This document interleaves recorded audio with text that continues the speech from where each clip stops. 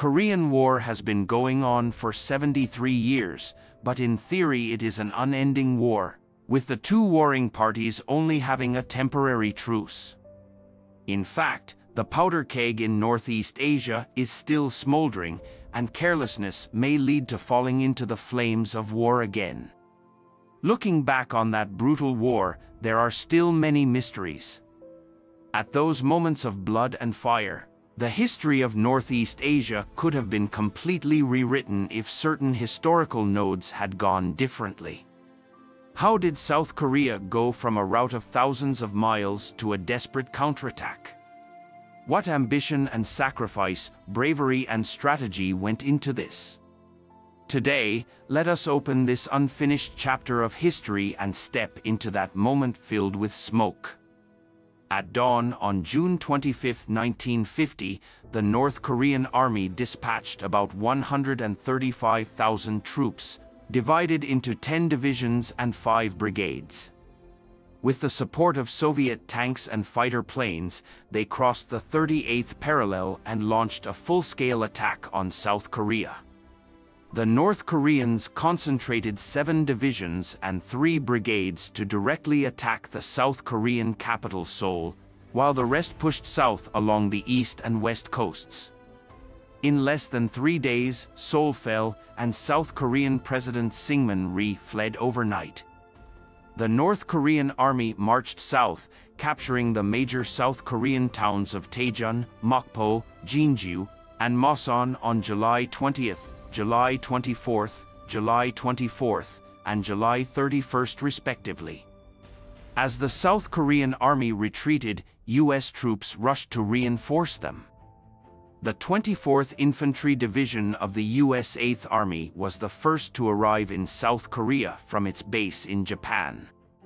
The division was originally stationed in Kumamoto, Kyushu, and at full strength should have had 18,000 troops according to its official establishment. But after World War II, the U.S. demilitarized and reduced forces, with President Truman implementing large-scale disarmament.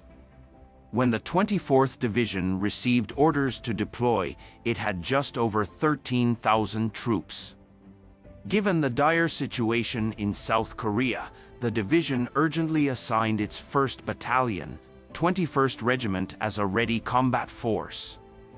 In reality, this battalion had only 2 companies, plus an artillery company, just 402 men in total.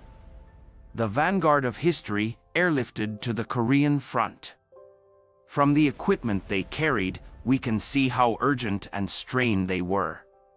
Each man was allocated only 3 days of dry rations and 120 basic rounds of ammunition, and the entire contingent had just 6 anti-tank armor-piercing rounds.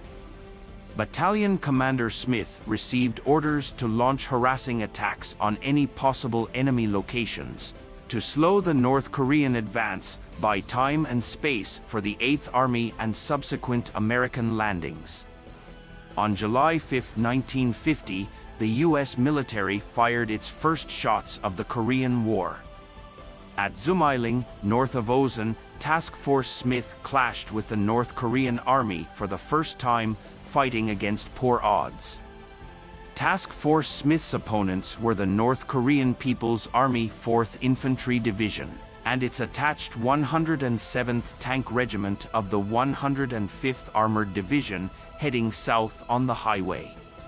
They encountered the North Korean 4th Division, the elite of the North Korean Army, which had led the capture of Seoul just days prior and been awarded the honorary title of Seoul 4th Division by Kim Il-sung. The Battle of Osan was the first engagement for U.S. forces entering the Korean War.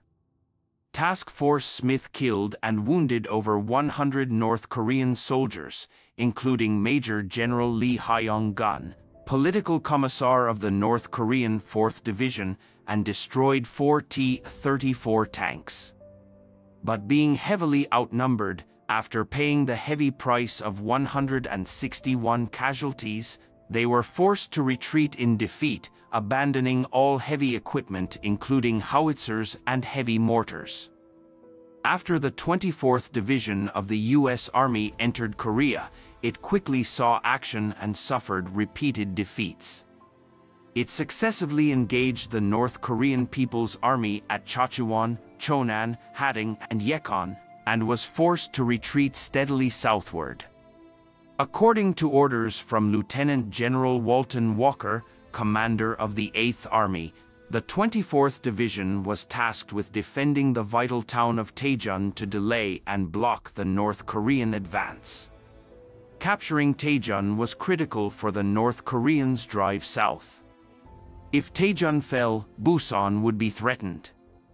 The North Korean 2nd, 3rd, and 4th Divisions, plus North Korea's Ace 105th Armored Division equipped with Soviet T-34 tanks, stormed Taejeon with overwhelming manpower and equipment. At this time, the 24th Division was seriously under-strength and under-equipped, without any tanks of its own. Even after the war began, its armored vehicles had not reached the front lines. Communications gear was also extremely scarce, with just one radio per company. From the state of the U.S. 24th Division upon entering Korea, we can see the U.S. was unprepared for this sudden war and strained at the start. Nevertheless, after entering Korea, the 24th Division took heavy casualties and retreated steadily, but stubbornly resisted the North Koreans. The Battle of Taejeon started on July 14th and the city fell on July 20th. The division put up staunch resistance at great cost in a fiercely difficult battle. The last 2 days consisted of bloody urban street fighting, with combat raging from block to block and building to building. Major General William Dean, the division commander, went to the front lines personally to lead from the front. He even personally fired a bazooka anti-tank rocket and knocked out a T-34 tank, showing how intense the fighting was. After Taejeon, by varying accounts, the 24th Division had lost 65% of its equipment and nearly 45% of its troops. The division commander, Major General Dean, also went missing during the retreat. After hiding out in the mountains for 35 days, he was betrayed and captured by 2 South Korean farmers and became a prisoner of the North Korean army. This outcome was completely unexpected for General Dean. Major General Dean was a scholar general who graduated from UC Berkeley under the famous General Patton. He had won the Distinguished Service Cross on the European battlefield and earned an outstanding combat record, once valiantly defeating the German 19th Army and capturing over 30,000 troops. Even knowing his 24th Division was ragged, he had privately scorned the North Korean army, jokingly calling them the peasant army, and humorously told a South Korean reporter he interviewed that he wanted to taste Pyongyang's cold noodles. Because the US military had no information on his status, they searched extensively to no avail, and eventually presumed he had died in action. In recognition of his heroic sacrifice for the nation, President Truman personally recommended the U.S. Congress posthumously award General Dean the Medal of Honor. Since China and North Korea kept his capture secret, it was not revealed until North Korea and South Korea exchanged prisoners of war after the armistice. He caused a sensation as the #1 name on the U.S. POW list. Dean retired in 1955 with the rank of lieutenant general and wrote a book, Captured in Korea, recording this unique experience. Following the 24th Division, the U.S. 1st Cavalry and 25th Infantry Divisions successively entered combat against the North Koreans. Although the hastily deployed U.S. troops played a strategic role in delaying and blocking the North Korean offensive, buying critical time for the Pusan perimeter defense, it was true they could not withstand the North Korean onslaught at that time. By early August, less than a month and a half into the war, South Korea had lost 90% of its land, with only the port city of Busan left isolated with its back to the sea. South Korea was in dire straits. On August 15th, North Korea's Independence Day, Kim Il-sung gave a speech at a huge rally in Pyongyang, announcing to the world that Korea would be unified by the end of August. Why was North Korea able to defeat South Korea so easily? Why were the United Nations forces unable to withstand their offensive at first? How was South Korea nearly wiped out just 2 months into the war? Let's examine the gap in military strength between North and South Korea before the war. North Korea had around 140,000 total troops, consisting of 10 infantry divisions, 1 armored brigade division numbered 105, an independent armored regiment under their 4th Army, and 5 security brigades. South Korea had about 100,000 troops in 9 divisions. Not only was there a large gap in total manpower, but an even bigger gap in military equipment between the two armies. North Korea had about 180 combat aircraft of various types, including Yak-9 and 2 fighters and bombers. South Korea had only a single flying corps, with just 12 liaison aircraft and 10 trainers, no fighters or bombers. When war broke out, 17 of these were bombed on the ground, practically wiping out their air force. The South Korean army had no tanks, just 24 armored vehicles, while North Korea already had an established tank brigade. The 105th Tank Brigade was later expanded into the 105th Tank Division, equipped with 120 T-34 tanks. The Independent Tank Regiment also had 30 T-34s. The T-34 was a main battle tank that played a huge role for the Soviets in World War II. It had 90 millimeters of armor, weighed 32 tons, had a 500 horsepower engine, and mounted a 76 millimeters gun, very good firepower, protection, and mobility, world-class for the time. The 57 millimeters anti-tank gun used by the South Koreans at that time would just bounce off the T-34's hull. North Korea had 728 field artillery pieces, while South Korea only had 88. Moreover, North Korea significantly outranged South Korean guns. In short, North Korea's military hardware was overwhelmingly superior to the South's. It wasn't just equipment and numbers that were vastly different, so was the combat proficiency of the two armies. The North Korean military had long trained for real combat.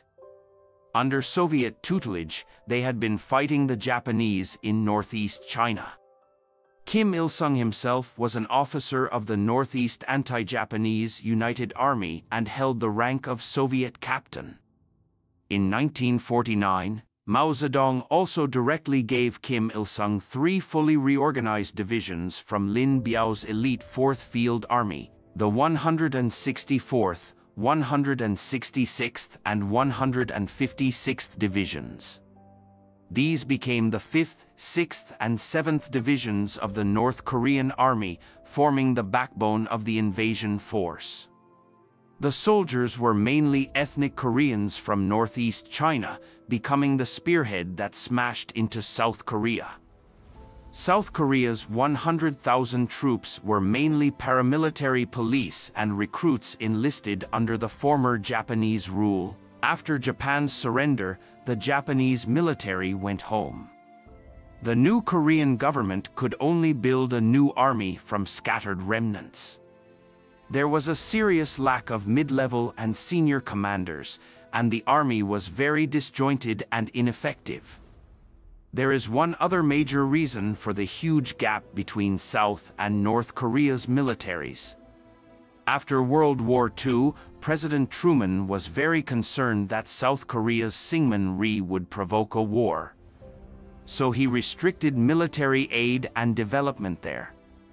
But looking back now, it is clear North Korea and Stalin were intent on taking action to attack the South, with the USSR fully backing Kim Il-sung. The aircraft and tanks provided to North Korea were top-line Soviet equipment of the time. North Korea became the most powerful modern armed force in the Far East. Conversely, Truman underestimated North Korean capabilities and ambitions, as well as Stalin's global strategy. So he not only failed to provide sufficient support to South Korea, but would not even allow a defensive national army. For these reasons, it is unsurprising that the Korean War erupted, South Korea was routed, and the country nearly destroyed. The Battle of Busan lasted from August 4th to September 18th, 1950. The intense offensive and defensive fighting around the perimeter of the city shocked the world. Together with the Incheon landing, the Battle of Busan marked the turning point of the first phase of the Korean War. Without the bloody defense of Busan, the subsequent Incheon landing would not have been possible. Lieutenant General Walker meticulously planned and organized the defense of Busan. The perimeter was formed from South Korean and UN forces in a semicircular arc along the southeast coast and inland areas. The total length of the Busan defense perimeter was about 100 miles and its depth around 20 miles. It included the vital towns and transportation links of Busan, Masan, Daegu, and Jinju. The perimeter was completed under General Walker's command. On July 29th, he issued his famous Stand or Die order, now legendary in military history. We are fighting for time and can no longer afford retreat. Every position must be held to the last man. There can be no more Dunkirks or Batans. The fall of Busan would mean one of history's greatest massacres. We must fight to the end. Capture by North Korea is worse than death in battle. We will live and die together. If anyone must die, all will die together. Our blood will stain the ground. He demanded all South Korean and UN forces retreat inside the Busan perimeter and hold it at all costs, not yielding an inch. We must win this, we have no choice, he declared. The North Koreans launched their first offensive in early August, focused on Daegu and the critical port town of Jinju along the southern coast. Leveraging their numerical edge and skill in night attacks, the North Koreans fiercely assaulted the South Korean and UN lines in an attempt to penetrate them. However, the South Korean and UN troops did not collapse easily. Using the road and rail networks inside the Busan perimeter, they quickly shifted forces for counterattacks and resupply. At the same time, US air power provided close support, bombing, and interdicting North Korean advances. After several days of heavy combat, the North Koreans failed to achieve a breakthrough and suffered heavy losses instead. In mid-August, North Korean forces launched their second offensive, this time focused on the Nakdong River near Masan. Two North Korean divisions attacked, trying to cut off Masan and push on towards Busan.